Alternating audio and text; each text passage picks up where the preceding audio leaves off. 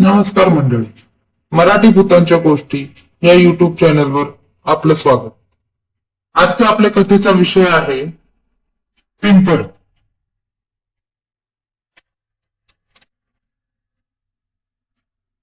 मी आजच पिंपळला पोहोचलो आणि इथेच एका धर्मशाळेत थांबलो आहे.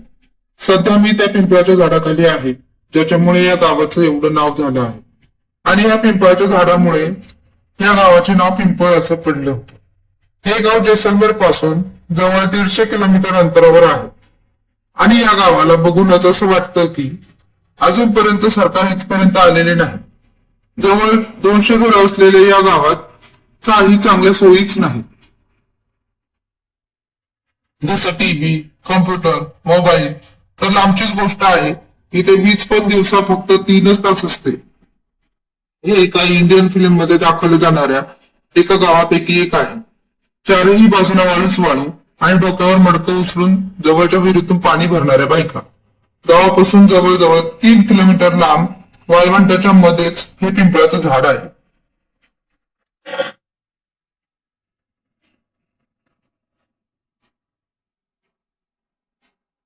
खरं तर ह्या झाडाशिवाय लांब लांब पर्यंत हिरवळीचा नामोनिशाण नाही. फक्त राजस्थानच वाळवंट. जशी झाडं असतात तसंच एक सामान्य झाड आहे. जसं की प्रत्येक पिंपळाचं झाड असतं. या झाडाची सगळ्यात अनोखी गोष्ट म्हणजे याची साईज. त्याचं खोड बघूनच डायामीटर मध्ये कमीत कमी 5 मीटरचा आहे. पण एका पिंपळाच्या झाडाचं खोड डायामीटर मध्ये 3 मीटर पर्यंत असतं. दुसरी गोष्ट अशी की ज्या प्रकारे हे झाड वाळवंटाच्या मधोमध उगवलं आहे ते एक स्वतःहून एक गूढ आहे.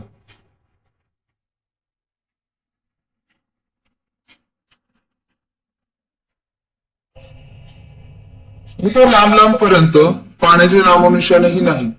पाऊस पण कमी पडतो. इथे तरी पण झाड पूर्णपणे हिरवगार असतं. झाडाच्या खोडाला लाल रंगाचे दोरे बांधलेले आहेत. खाली हनुमानाची एक मूर्ती स्थापित आहे. आज आजबाजूच्या जागेला बघूनच त्याच्या धार्मिक महत्वाचा अंदाज लावू शकतो. झाडापासून थोड्या अंतरावर शंकराचं एक जुनं मंदिर आहे. हे मंदिर जुनं असल्या कारणाने एक ऐतिहासिक स्मारक मानलं जातं. पण हैराणीची गोष्ट अशी, हे मंदिर एवढं मोठं असूनही या मंदिराच्या निर्माणाची गोष्ट इतिहासात नमूद करून नाही ठेवली. काही लोक मानतात की स्वतः बादशाह अकबरने हे बनवलं होतं आणि काही म्हणतात की त्यावेळच्या राजपूत शासकाने. ही जागा गावापासून जवळजवळ 3 किलोमीटर बाहेर आहे. आणि माझ्या बरोबर ह्यावेळी गावात राहणारे हेमंत काका आहेत. काका, तुम्ही आम्हाला या मंदिराबद्दल आणि झाडाबद्दल काय सांगू शकता? काका, हे तुमच्या हातात काय आहे साहेब? हे एक छोटस टेप रेकॉर्डर आहे काका. मी आणि तुम्ही जे काही बोलणार आहोत ते सगळे यात रेकॉर्ड होणार आहे. काका, तुम्ही याला रेडिओवर वाजवणार? सगळे माझा आवाज ऐकून मस्करी करतील. अरे नाही, मी याला सोबत घेऊन जाणार आणि नंतर सगळी गोष्ट एका कागदावर आरामात लिहिणार. काका, वर्तमानपत्रात छापणार? हा, असंच काही समजून घ्या. मी तुमच्या गावाबद्दल आणि या झाडाविषयी एक कथा लिहित आहे.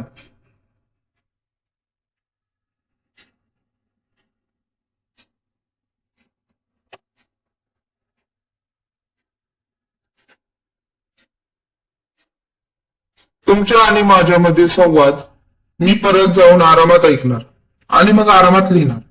काका, मस्तच वस्तू आहे. ती तर आहेच. हा, तर तुम्ही मला गावाबद्दल काय काय सांगू शकता? तुम्ही इथे पहिल्यापासून राहत आलात की? काका, हा, माझा जन्म इथेच झाला आहे आणि मी माझे सगळे जीवन इथेच व्यतीत केले आहे.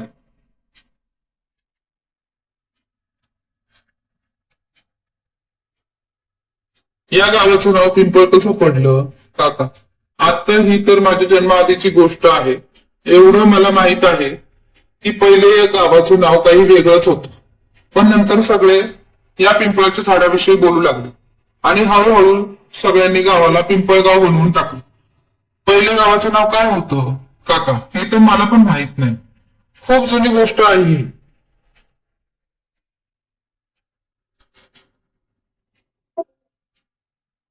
असो, या पिंपळाच्या झाडाविषयी तुम्ही काय सांगू शकता? काका, पवित्र झाड आहे. बिलकुल त्यांच्या प्रेमासारखं पवित्र. कोणाच्या प्रेमासारखं? काका, राजश्री आणि अजमल. राजश्री राठोड आणि शेख अजमल अहमद खान. कोण होते हे दोघं?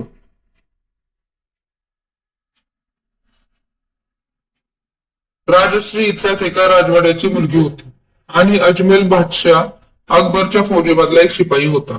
इंटरेस्टिंग. मग त्यांचा या झाडाशी काय संबंध आहे? जिथे ते हे झाड आहे ना, तिथेच मेले होते ते दोघं. मेले होते म्हणजे मारून टाकलं होतं त्या दोघांना इथेच. कोणी मारलं होतं? राजपुत्रांनी.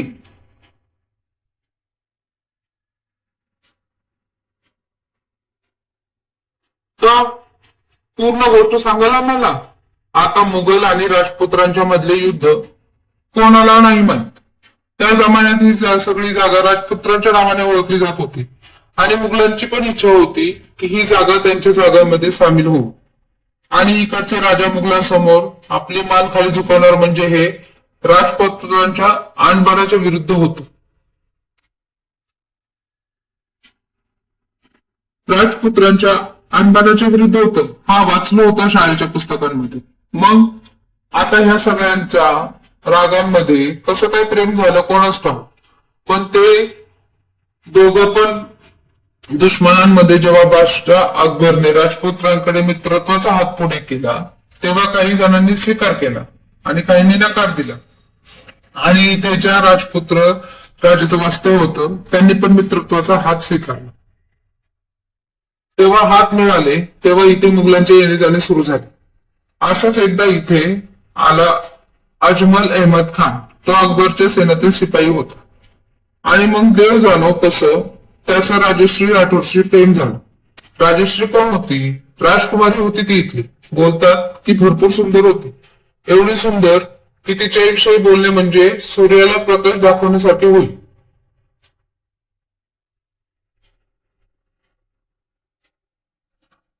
पूर्ण राजपुत्रांमध्ये तिच्या रंगरूपाची चर्चा असायची आणि प्रत्येक राजाला राजकुमार तिच्याशी विवाह करण्यासाठी उत्सुक होता.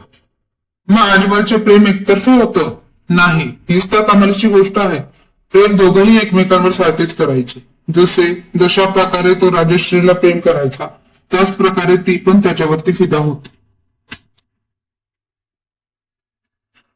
एका शिपायावर? हा, एक राजकुमारी जिच्या वाटेत चांगले चांगले राजकुमार सत्ताचे हृदय पकडून उभे होते, ती एक मुघल सैन्यातल्या शिपायावर प्रेम करून बसली. नंतर काय झालं? हे शंकराचं मंदिर जे तू बघत आहेस ना, हे फक्त आता एक जुनं मंदिर झालं आहे. पण त्यावेळी ते एक आलिशान मंदिर असायचं.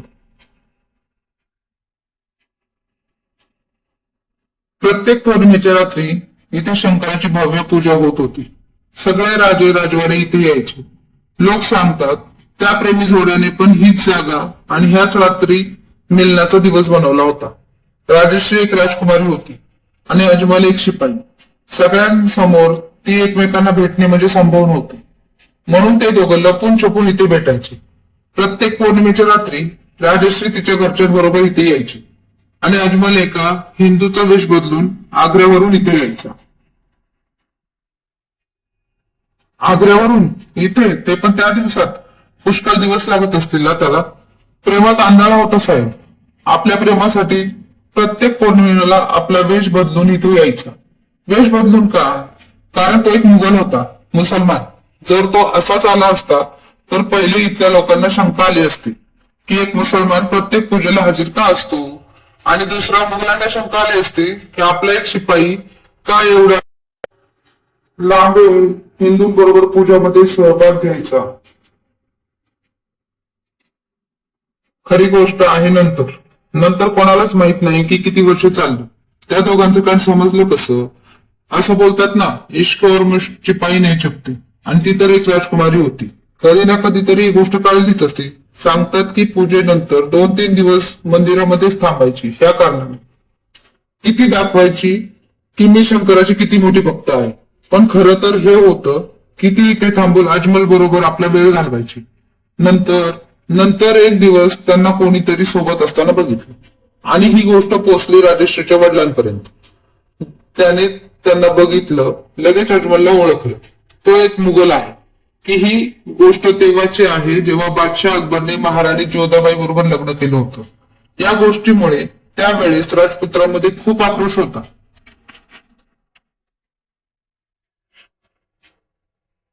जेव्हा ही गोष्ट राजश्रीच्या वडिलांना समजली, अगोदरच रागात असणारा राजा हे ऐकून पागल झाला. नंतर काय झाले? एका पौर्णिमेच्या पूजेच्या 2 दिवसानंतरची गोष्ट आहे. राजश्री परत काहीतरी बहाणा करून पूजेच्या नंतर मंदिरातच थांबली होती आणि अजमल पण तिथे होता. त्या दोघांना एकसाथ बघितले गेले होते आणि ही गोष्ट राजश्रीच्या वडिलांना पोचली होती. रागात पागल राजा लगेच आपल्या काही माणसांबरोबर मंदिरात मध्ये पोचला. त्याने मारून टाकले त्या दोघांना.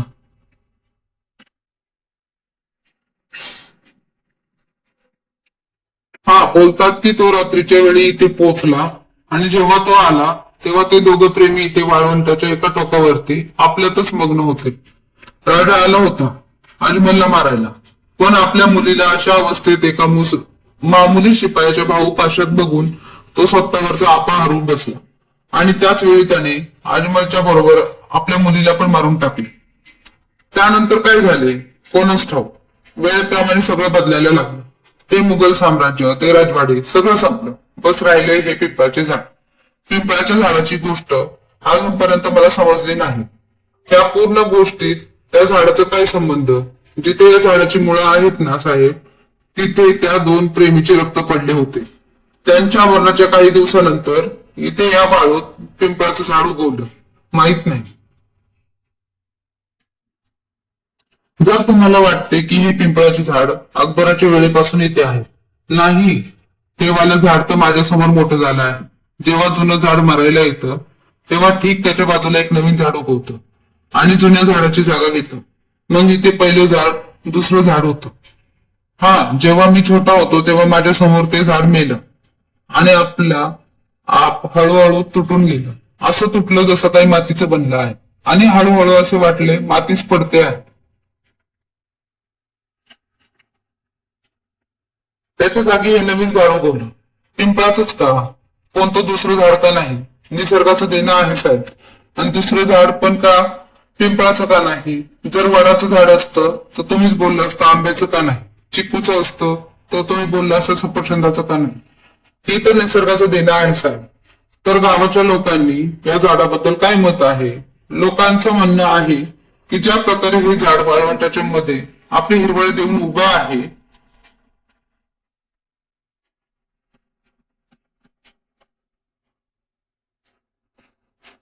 त्याच प्रकारे त्या लोकांच्या मागण्या पूर्ण करतो.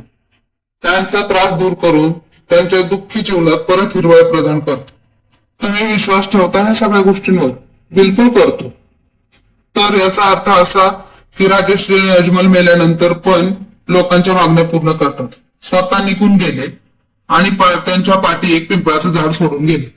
निघून गेले नाही साहेब, ते दोघे तर आज पण इथेच आहेत. इथेच आहेत म्हणजे प्रत्येक पौर्णिमेच्या रात्री ते दोघे इथे परत येतात, प्रेमलीला करतात. जिथे दोघं जिवंत असताना एक नाही होऊ शकले, पण ते मेल्यावर दोघे एक होतात. आणि तुम्ही विश्वास ठेवता यावर? बिलकुल. तुम्ही बघितलं त्या दोघांना? नाही. दुसरं कोणी बघितलं? ज्याने बघितलं तो जिवंत वाचला नाही. म्हणजे ते दोघं आता भूत बनून लोकांना मारत आहेत. त्यांना त्या अवस्थेत कोणी पाहिले म्हणून त्यांनी त्या लोकांना मारून टाकलं होतं. आतापर्यंत मी जे काही ऐकलंय आणि बघितलंय त्यावरून हे झाड हंटेड भूत पिशाच असल्याची माहिती पडते. आणि किती खरं आहे हे कोणालाच माहित नाही. आणि त्याच्याबरोबर पण ही मी वार्ता केली आहे, त्या लोकांनी भूतांना बघितलं नाही. पण प्रत्येक जण 2 गोष्टी मानतात. एक तर ही की जर कोणी आपल्या एकदम मनापासून जे काही मागून या झाडाला धागा बांधला तर त्याची ती मागणी पूर्ण होते. आणि दुसरी ही की प्रत्येक पौर्णिमेच्या रात्री राजश्री आणि अजमल इथे येतात. पण इथे राहणारा प्रत्येक व्यक्ती एक गोष्ट आपल्या मनापासून मानतो की प्रत्येक पौर्णिमेच्या रात्री काळोख होता होता गावातील प्रत्येक माणूस आपल्या घरात निघून जातो, खिडकी दरवाजे सगळे बंद करून घेतो. त्याच्या गोष्टीवर किती दम आहे हे पाहण्यासाठी आजची रात्र मी त्या झाडाखाली व्यतीत करणार आहे. आज पौर्णिमेची रात्र आहे आणि लोकांची गोष्ट खरी आहे. तर मी आज भूत आणि माझे नशीब चांगलं असेल तर आज मी भूतांना बघणार. मी बस आत्ता घरातून निघतच आहे. काळोख झाला आहे. गावातले सगळे लोक आपापल्या घरात शिरले आहेत. मी धर्मशाळेच्या अधिकाऱ्याला न सांगता लपून निघणार आहे.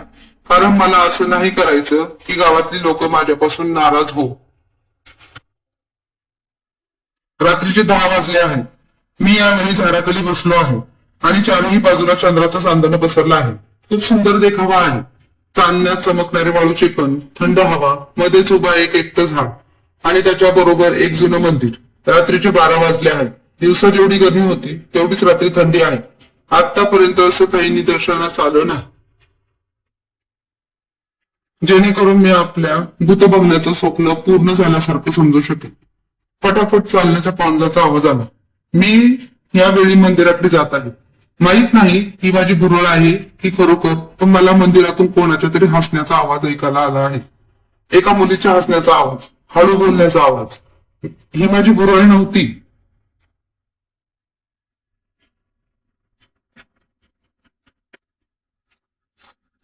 माझ्याशिवाय पण इथे कोणीतरी या मंदिरात आहे. एक मुलगी. सारखं सारखं हसण्याचा आवाज मला ऐकायला येतोय, पण समजत नाहीये की कोणत्या दिशेपासून येत आहे. मी आज आवाजाच्या दिशेने जाण्याचा प्रयत्न करत आहे, तर वाटतं की आवाज चारही बाजूने येत आहे. हसण्याबरोबर आता कोणाच्या तरी चालण्याचा आवाज ऐकायला येतोय. हे बिलकुल एका हिंदी फिल्म मधल्या हॉरर स्टोरी प्रमाणे वाटत आहे. एका मुलीचा हसण्याचा आवाज आणि चालताना पैंजण वाजण्याचा आवाज. कारण मंदिर खूप जुनं आणि मोठं आहे. हसण्याचा आवाज फिरतो आहे, त्यामुळे मला समजत नाहीये नीट आवाज कोणत्या दिशेने येतो.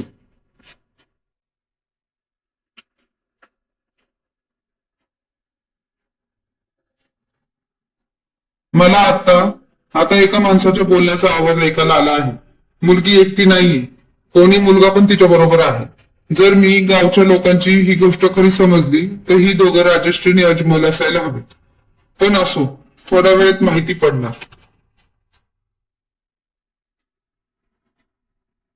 मला काहीच समजत नाहीये की ही माझी भुरळ आहे की कोणी माझी मस्करी करत आहे. पण मला 3 आवाज सारखं ऐकायला येत आहेत. एक मुलीच्या बोलण्याचा, तिच्या हसण्याचा, चालताना तिच्या पैंजणांचा आवाज आणि तिसरं एका मुलाच्या हसायचा आणि बोलायचा आवाज. मी मंदिरात आवाजाचा पाठलाग करत चक्कर मारत आहे, पण आतापर्यंत काहीच दिसलं नाहीये.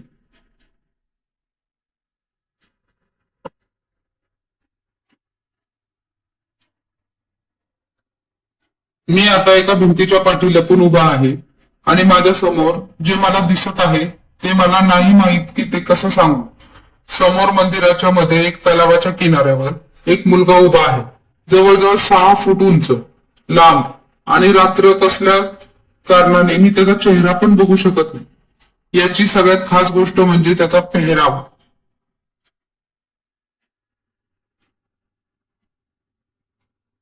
मला नाही माहित जुने लोक कोणता पेहरावा घालत होते, पण जेवढं मी फिल्म मध्ये बघितलंय त्या आणि पुस्तकात वाचलं आहे, त्या मुलाचा पेहरावा हुबेहूब एका मुघल शिपायासारखा वाटत आहे. तो तलावाच्या इथे उभा राहून आजूबाजूला पाहत होता. वाटतंय त्या मुलीला शोधत आहे.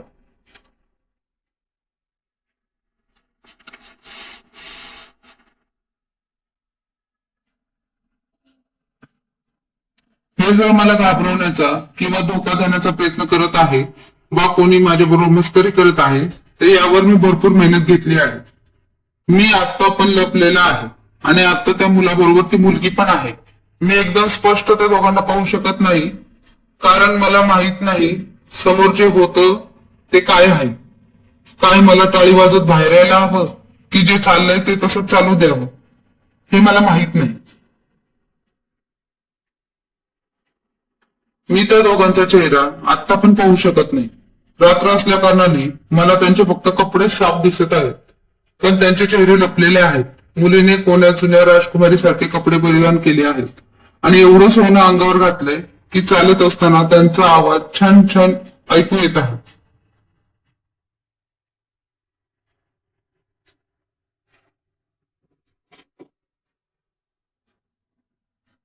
जे मी सध्या आता बघत आहे ते मी खरं समजू की खोटं, मला पहिल्यांदा त्या मुलाचा चेहरा दिसला. चेहरा आतापर्यंत का दिसला नाही, कारण त्याचा चेहरा हा प्रकारे सफेद होता की जसा सफेद पेंट केला आहे. रात्र असल्या कारणाने मला त्याचा तो सफेद चेहरा नीट दिसत नव्हता.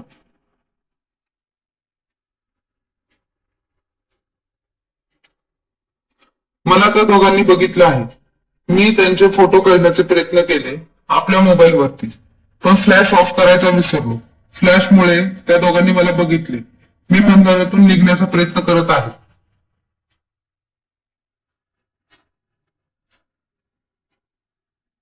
अरे देवा, मला माफ करा. मी तुमच्या दोघांना बघणार नव्हतो. कृपया माझ्या जवळ येऊ नका. मला माफ करा. मला जाऊ द्या. आ ऊ नो नो. कोण आहात तुम्ही? तुमचे चेहरे असे का? ती मुलगी मोठ्याने असते. अरे देवा, प्लीज जाऊ दे मला. मी काहीच नाही बघितलं.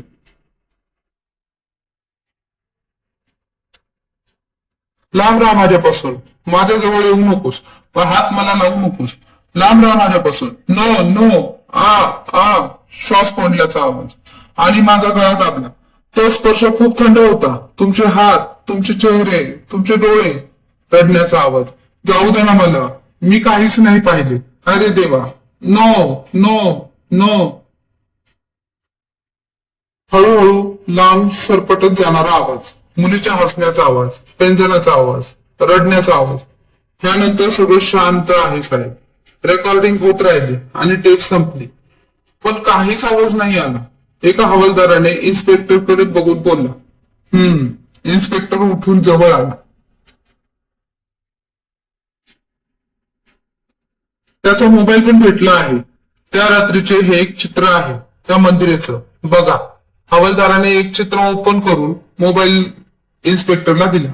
काही पण दिसत नाहीये. तिथे नाही साहेब. इथे समोर तलावाजवळ बघा. कोणच उभा नाही. पण पाण्यात सावली बघा. एक मुलगा आणि एक मुलगी. बिलकुल तसंच जसं त्याने टेप मध्ये सांगितलं आहे.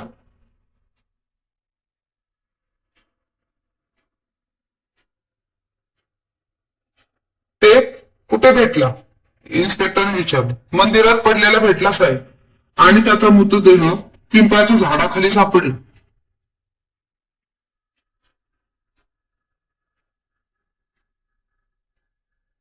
धन्यवाद.